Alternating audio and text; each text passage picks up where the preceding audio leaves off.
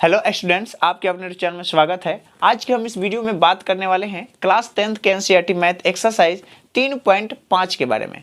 हम इसके पीछे के भी वीडियो में एक्सरसाइज 3.5 के कुछ क्वेश्चन को हम कराए हैं।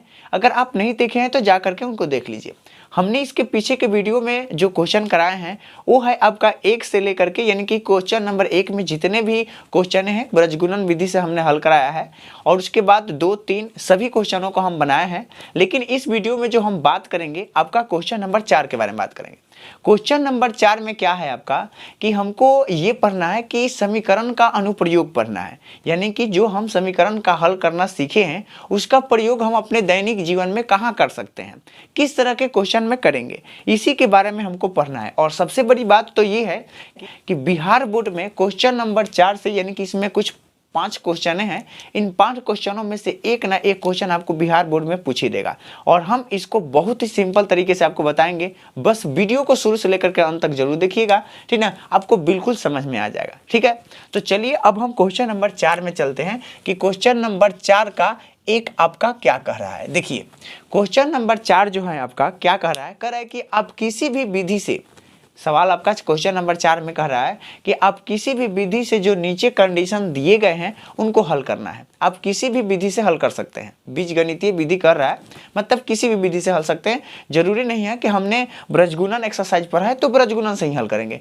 वो खुद कह रहा है कि आप किसी भी विधि से जो आपको सहूलियत विधि लगे समीकरण को हल करना, आप सेट करो और सेट करके फिर हल करो। ठीक है, तो जो क्वेश्चन नंबर हमारा 4 है ये क्या है, क्वेश्चन नंबर 4 के 1 में कह रहा है कि एक छात्रावास के मासिक व्यय का भाग नियत है।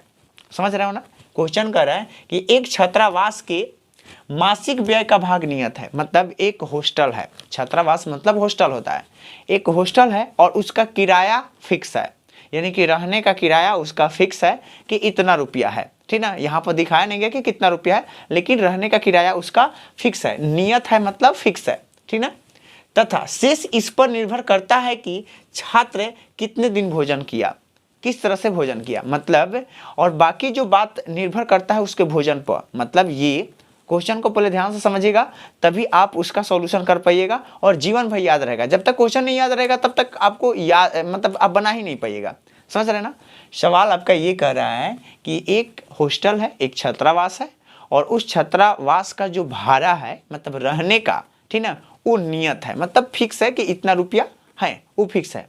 बाकी जो है आपका छात्र के ऊपर निर्भर करता है कि छात्र कितना दिन भोजन कर रहा है, तो उसको अलग से पैसा देना पड़ेगा, यानी कि जो भोजन करेगा उसको अलग से पैसा देना पड़ेगा। ठीक है, तो ये कह रहा है जबकि, यहाँ पर देखिए लिखा गया है कि जबकि एक विद्यार्थी ए, मतलब कोई विद्यार्थी ए है, वहाँ पर राम सीता गीता कुछ भी हो सकता है, यानी कि कोई विद्यार्थी ए, ये ए को मतलब 20 दिन भोजन करना होता है, यानी कि जब वो 20 दिन भोजन करता है तो वो 1000 रुपया देता है। सुनिएगा क्या करता है कि 20 दिन भोजन करता है, यानी कि उस छात्रावास में रहता है, उस हॉस्टल में रहता है, और रहने के बाद वो 20 दिन भोजन करता है, तो वो मालिक को कितना रुपया देता है, 1000 रुपया देता है। ठीक ना, यानी कि रहने का भी किराया और खाने का भी, दोनों का 1000 रुपया देता है। समझ रहे हैं ना।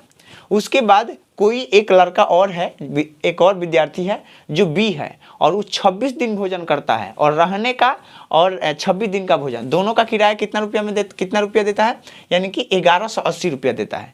तो आपको ये बताना है कि उस हॉस्टल का, उस छात्रावास का कितना रुपया किराया है, और प्रतिदिन का जो भोजन है, प्रतिदिन का, एक दिन में वो लोग भोजन कर रहे हैं तो कितना रुपया कर रहे हैं, यही आपको बताना है। बहुत ही सिंपल है, आप वीडियो को शुरू से लेकर अंत तक देखिएगा, बिल्कुल समझ में आएगा। ठीक है, देखिए तो सबसे पहले इस कंडीशन में क्या करना होता है, हमने आप लोगों को बताया है कि कभी भी इस तरह का सवाल आए तो आप क्या कीजिएगा, कौन सी कि सबसे पहले जो निकालने के लिए कर रहा है, क्या कर रहा है निकालने के लिए, यहाँ पर देखिए, यानी कि नियत व्यय और प्रतिदिन का भोजन का मूल्य ज्ञात करना है।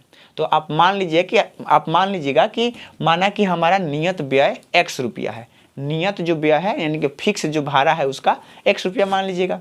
आप प्रतिदिन के लिए यानी कि एक दिन का जो भोजन का मूल्य होगा उसको y रुपया मान लीजिएगा। ठीक ना, मानने के बाद फिर आगे देखेंगे। चलिए तो हम यहाँ पर सबसे पहले क्या करते हैं, मान लेते हैं। यहाँ पर सॉल्यूशन में आप क्या कीजिएगा, मान लीजिएगा कैसे, माना कि नियत भाड़ा, ठीक है, माना कि नियत भाड़ा कितना रुपया मान लेते हैं, x रुपया है। ठीक है, x रुपया तथा प्रतिदिन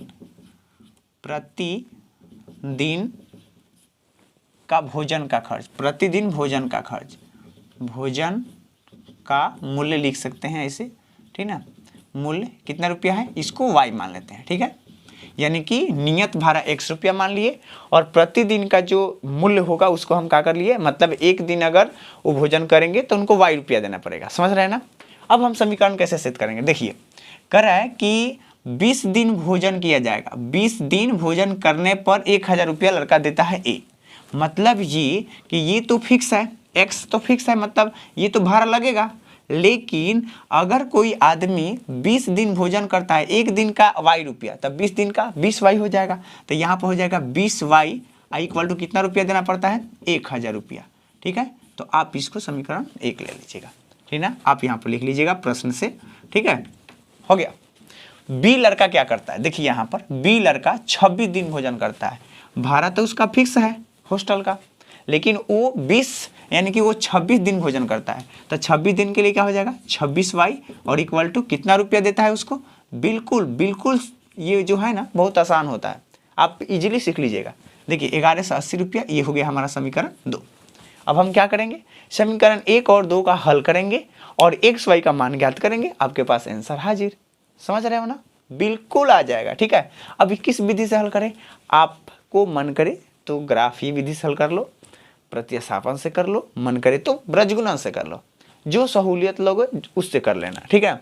हमको तो लग रहा है कि विलोपन विधि बहुत आसान होता है, बिल्कुल तुरंत कटा देना होगा, आ जाएगा। कैसे, देखिए आपको क्या करना होगा, हम क्या करते हैं, अगर विलोपन विधि बनाना होता है तो हमको क्या करना होता है, चर को बराबर करना होता है। अगर चर बराबर है तो हमारा काम हो जाता है। तो देखिए दोनों चर बराबर है और दोनों के आगे प्लस प्लस है, घटा देंगे, ठीक ना। तो यहाँ पर लिखेंगे समीकरण 1 - 2 से, ठीक है ना।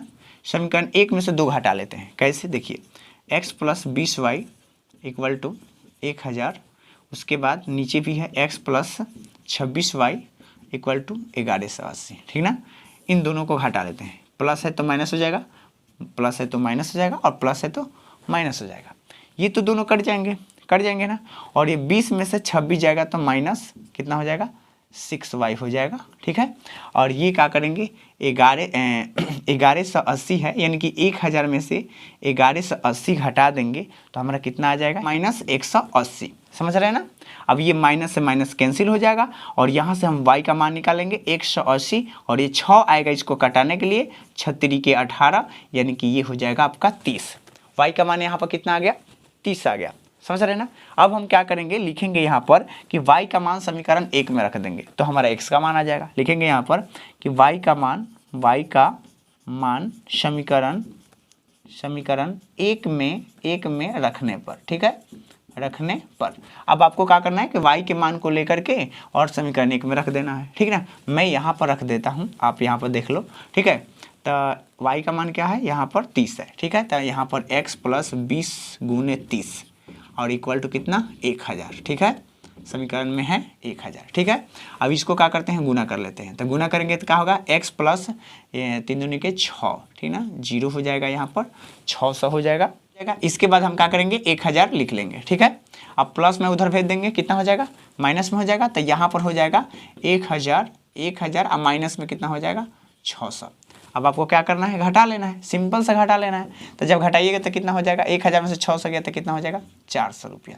कितना रुपया हो गया, अब बताइए यहाँ पर कितना रुपया लग रहा है, यानी कि x जो माने हैं नियत भाड़ा है, यानी कि 400 रुपया उसका फिक्स भाड़ा है। उस हॉस्टल में अगर रहिएगा 1 महीना तो केवल रहने का खर्चा देना पड़ेगा 400 रुपया, और भोजन जब खाइएगा तो वहाँ पर उसका भोजन प्रतिदिन का जो खर्चा है भोजन का वो है आपका 30 रुपया, ठीक ना।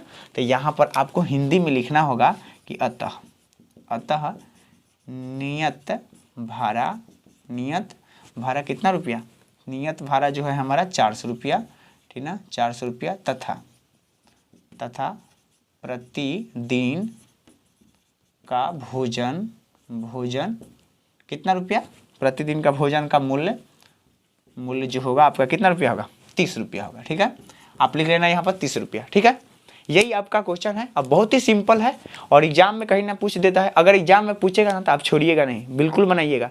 उम्मीद करते हैं कि इसको आप समझे होंगे। तो चलिए अब हम इसके आगे का क्वेश्चन को देखते हैं कि इसके आगे का क्वेश्चन क्या है। ठीक है। इसके बाद का जो आपका क्वेश्चन है, क्वेश्चन नंबर 4 का 2 क्या कह रहा है, थोड़ा ध्यान से समझना है इसको। जब तक आप ध्यान से नहीं पढ़िएगा, इसको ध्यान से नहीं क्वेश्चन को समझिएगा, तब तक आपको याद नहीं रहेगा, ठीक ना। ये जो क्वेश्चन है आपको बिहार बोर्ड में बहुत बार पूछा गया क्वेश्चन है, बहुत ही VVI क्वेश्चन है, आपको इसको सीख लेना है। ये क्वेश्चन क्या कर रहा है, 4 का 2 नंबर कह रहा है कि एक भिन्न 1/3 हो जाती है कब, जब उसके अंश से 1 घटा लिया जाता है। मतलब भिन्न 1/3 हो जाती है जब उसके अंश से 1 घटा लिया जाता है, और वह 1/4 हो जाती है कब, जब उसके हर में 8 जोड़ दिया जाता है। समझ रहे हैं ना। मतलब आपको एक भिन्न दिया गया है। भिन्न किसको बोलते हैं, जिसे अंश बटा हर के रूप में लिखते हैं। क्या, जिसे अंश बटा हर के रूप में लिखते हैं। सवाल कर रहा है कि अगर हम क्या करते हैं कि एक अंश में से 1 घटा लेते हैं, 1 घटा लेते हैं तो ये 1/3 हो जाती है। समझ में, कुछ इसी तरह से हमको बनाना है। चलिए हम सबसे पहले क्या करते हैं, उस भिन्न को मान लेते हैं, ठीक है। तो आपको क्या करना है, उस भिन्न को मान लेगा। कैसे, सॉल्यूशन में आपको यहाँ पर मानना होगा कि माना कि वह भिन्न, ठीक ना, वह भिन्न x/y है। जो हमको कह रहे हैं निकालने के लिए, उसको मान लेना है, ठीक है। हमने अंश बटा हर के रूप में मान लिया x/y है, वह भिन्न मान लिया कि x/y है। अब आपका कंडीशन क्या कर रहा है, कंडीशन आपका कह रहा है कि हमारा जो भिन्न है 1/3 हो जाती है। कब हो जाती है, जब इसके अंशवा में से 1 घटा लेते हैं। देख लीजिए, ठीक ना, अंश में से जब 1 घटाते हैं तो 1/3 हो जाती है। अब यहाँ पर थोड़ा सा क्रॉस मल्टीप्लाई कीजिएगा तो ये हो जाएगा आपका 3 × x - 1 इक्वल टू, इसमें गुना करेंगे तो ये y ही होगा, ठीक है। अब इसको बारी बारी से थोड़ा सा गुना कर लीजिए तो कितना हो जाएगा, 3x - 3 इक्वल टू क्या हो जाएगा, यहाँ पर y हो जाएगा। y को इधर बुला लीजिए, इसको उधर भेज दीजिए, ठीक है। तो 3x और माइनस हो जाएगा y, और ये हो जाएगा +3। ये हो गया हमारा समीकरण 1 हो गया। समझ रहे हैं ना। अब इसके बाद क्या कर रहा है, आगे का सवाल क्या कर रहा है, थोड़ा सा पढ़ना। कर रहा था अगर हमारा भिन्न 1/4 हो जाता है कब, जब हम उसके हर में से 8 जोड़ देते हैं। हर में उसके 8 जोड़ देते हैं, मतलब 1/4 हमारा भिन्न हो जाता है जब हम उसके हर में 8 जोड़ते हैं। मतलब कैसे, यहाँ पर देखिए, ठीक ना। अगर हम इसके हर में यानी कि y में 8 जोड़ दें तो हमारा भिन्न कितना हो जाती है, 1/4 हो जाती है। अब इसको भी क्रॉस मल्टीप्लाई कर लीजिए। इसको जब इसमें गुना करेंगे तो क्या होगा, 4x इक्वल टू, इसको गुना करेंगे इसमें तो y + 8 हो जाएगा, ठीक है। प्लस में इधर आएगा तो माइनस में, ठीक है। तो यहाँ पर 4x - y इक्वल टू हो जाएगा 8। समझ रहे हैं ना। अब ये हो गया हमारा समीकरण 2। हम क्या करेंगे, समीकरण 1 और समीकरण 2 का हल करेंगे, x y का मान आएगा और वही आपका आंसर होगा, ठीक है। तो हम क्या करेंगे, यहाँ पर देख लेते हैं कि चर बराबर है कि नहीं है। देखिए हमारा दोनों चर बराबर है, चर बराबर है और दोनों का चिन्ह जो है सेम है। तो हम यहाँ पर घटा लेंगे। कैसे घटाएंगे, हम यहाँ पर घटा करके आपको बता देते हैं, ठीक है। लिखेंगे यहाँ पर कि समीकरण 1 - 2 से, ठीक है। समीकरण 1 में से 2 घटाना है। कैसे, देखिए यहाँ पर 3x - y इक्वल टू 3, और उसके बाद क्या है 4x - y इक्वल टू 8। अब इसको क्या करना है, घटाना है। घटाते समय में चेंज करना है ना। प्लस है तो माइनस, माइनस है तो प्लस, प्लस है तो माइनस। ये तो कट गया। अब इसके बाद 3 में से क्या घटाना है, 4 घटाने को कह रहा है। नीचे वाले चिन्ह से हमको मतलब रहता है, ठीक है। तो जब घटाएंगे तो हो जाएगा -1, और यहाँ पर क्या होगा, 3 में से 8 घटाएंगे तो -5 हो जाएगा ये, ठीक है। और ये क्या हो गया, कट गया। जब कटेगा तो x इक्वल टू क्या आ गया, 5 आ गया ना। अब इसके बाद हमको y का मान निकालना होगा। हम बताए हैं आपको कि जब x का मान आ जाएगा तो x के मान को लेकर के अगर हम समीकरण 1 या 2 किसी में रखेंगे तो हमारा y का मान आ जाएगा, ठीक है। तो हम यहाँ पर लिख लेंगे कि x का मान समीकरण कितना में रखने पर, समीकरण 1 में रखने पर, ठीक है। समीकरण 1 में रखने पर, ठीक है। समीकरण 1 क्या है आपका, 3x, x की जगह पर 5 रखना है, -y इक्वल टू 3, ठीक है। 5 3 के कितना हो गया 15, -y इक्वल टू 3। माइनस में उधर जाएगा तो प्लस में, उधर जाएगा तो माइनस में, -y इक्वल टू हो जाएगा 3 और -15। घटा लेंगे, -y इक्वल टू हो जाएगा 3 में से 15 गया, कितना हो जाएगा -12 हो जाएगा, और माइनस से minus cancel, y equal to हो गया 12। समझ रहे ना। तो अतः लिखेंगे यहाँ पर, आपको नीचे लिख लेना होगा सुंदर राइटिंग में कि अतः वह भिन्न x/y था ना, तो x का मान क्या आया है 5/12 है, ठीक है। इसी तरह बनाया जाता है, ठीक है। तो आप इसको सीख लीजिएगा, बहुत ही VVI क्वेश्चन है ये और इसी तरह से बनाया जाएगा, ठीक है। और एग्जाम में पूछेगा तो आप जरूर बना कर आइएगा, ठीक ना, छोड़ना नहीं है इसको, ठीक है। तो चलिए अब इसके बाद इसके आगे के क्वेश्चन को भी देख लेते हैं कि इसके आगे का क्वेश्चन आपका क्या है, ठीक है। तो देखिए इसके बाद का जो आपका क्वेश्चन है क्वेश्चन नंबर 4 के 3, ठीक है। क्वेश्चन नंबर 4 के 3 क्या कर रहा है, ये भी बहुत ही सिंपल क्वेश्चन है। देखिए क्या कर रहा है कि यश ने एक टेस्ट में, मतलब ये क्वेश्चन आपका क्या कर रहा है कि एक लड़का है जिसका नाम है यश, क्या नाम है, यश नाम है। कहते हैं कि यश ने एक टेस्ट परीक्षा दिया, जिस तरह से आपके कोचिंग ट्यूशन में टेस्ट परीक्षा होता है ना, बिल्कुल वही चीज़ है, ठीक है। कहते हैं कि यश ने एक टेस्ट परीक्षा में क्या हुआ कि उसको 40 अंक मिलते हैं, टेस्ट परीक्षा देता है और उसको 40 अंक मिलता है। क्वेश्चन को ध्यान से समझना, ठीक ना। जब कर रहा है कि 40 अंक अर्जित हुए, कहते कि जब उसे प्रत्येक सही उत्तर पर 3 अंक मिले, अगर उसका एक सही होता है, एक सही होता है प्रश्न तो उसको 3 अंक मिलते हैं, तथा अगर उसको एक गलत होता है तो उसको 1 अंक काट लिया जाता है, ठीक ना। क्या कर लिया जाता है, काट लिया जाता है। ध्यान से समझना, टेस्ट परीक्षा जब देता है उसको, ठीक ना, वो देता है तो उसको कुल नंबर कितना मिला हुआ है, 40 नंबर, ठीक है। और 40 नंबर मिलता है और कंडीशन ये रहता है उसमें कि अगर एक प्रश्न सही होता है उसको 3 नंबर मिलता है और एक गलत होता है तो उसमें से 1 नंबर काट लिया जाता है, ठीक है। और मिले हैं कितना, 40। उसके बाद कहता है कि यदि अगर सही प्रश्न की संख्या अगर 4 हो, अगर मान लीजिए कि अगर उसी के प्रत्येक प्रश्नों की संख्या अगर सही पर 4 अंक मिलते और गलत पर 2 अंक काटे जाते तो उसको कितने अंक मिल रहे हैं, 50 नंबर मिलते, ठीक ना। तो आपको ये बताने को कह रहा है कि बताइए कि यश के टेस्ट परीक्षा में कितने प्रश्न थे, ये बताना है। समझ रहे ना, बहुत ही सिंपल है। सबसे पहले तो ये करना है क्या कि इसमें जो सही प्रश्न है उसको x मानना है, जो गलत प्रश्नों की संख्या है उसको क्या करना है, y मानना है, ठीक ना। तो यहाँ पर मान लीजिएगा आप, कैसे, देखिए सॉल्यूशन में आपको मान लेना है, माना कि यश के यानी कि सही प्रश्नों की संख्या, ठीक ना, सही प्रश्नों की संख्या लिखेंगे, सही प्रश्नों की संख्या, ठीक है। माना कि यश के सही प्रश्नों की संख्या इक्वल टू x मान लेते हैं, ठीक है। तथा गलत प्रश्नों की संख्या क्या है, y मान लेते हैं, ठीक है।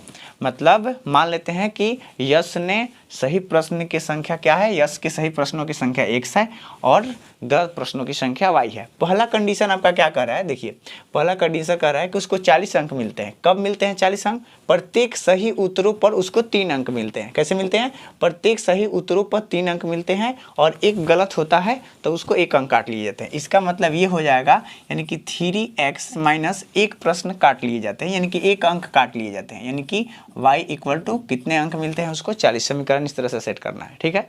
मतलब यही है आपका कि 3 अंक मिलते हैं, प्रत्येक पर 3 अंक और गलत पर 1 काट लिया जाता है, मतलब घटा लेंगे और कुल कितने मिल रहे हैं 40। इसको क्या करना है, समीकरण 1 ले लेना है।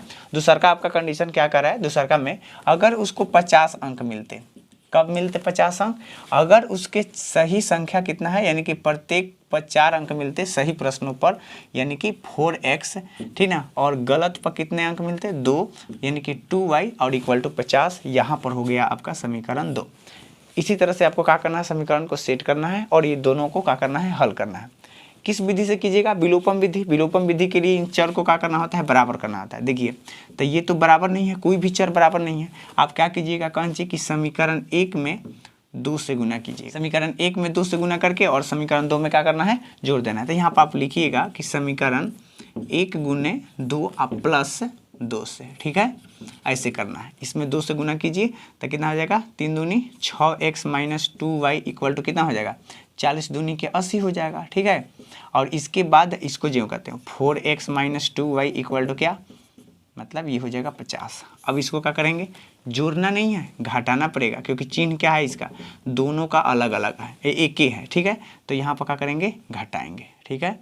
तो प्लस है तो माइनस है तो प्लस, प्लस है तो माइनस, प्लस है तो माइनस, ठीक है। ये तो कट गया। अब इसको घटाएंगे तो क्या होगा, 2x इक्वल टू इसको घटाएंगे तो कितना होगा, ठीक है। ये आपका हो जाएगा, आपका 30 हो जाएगा। अब यहाँ से x बराबर निकाल लीजिएगा, 30 बट्टा के ये आएगा 2 और कट करके कितना हो जाएगा 15 हो गया। ठीक है, x का मान कितना आ गया 15। इसका मतलब उसके सही प्रश्न कितने हैं 15 है। समझ में आ रहा है ना, सही प्रश्नों की संख्या वो उत्तर जो दिया है आपका 15 दिया है। ठीक है, इसके बाद हम क्या करेंगे, लिखेंगे x का मान समीकरण किस में रख देंगे, किसी समीकरण में एक रखिए, एक में रख दीजिए, समीकरण एक में रखने पर। ठीक है, समीकरण एक में रखेंगे तो हम यहाँ पर रख कर दिखा देते हैं। ठीक है, आपको दिखेगा इधर, तो 3 गुने x का मान क्या है 15 माइनस वाई इक्वल टू हो जाएगा 40।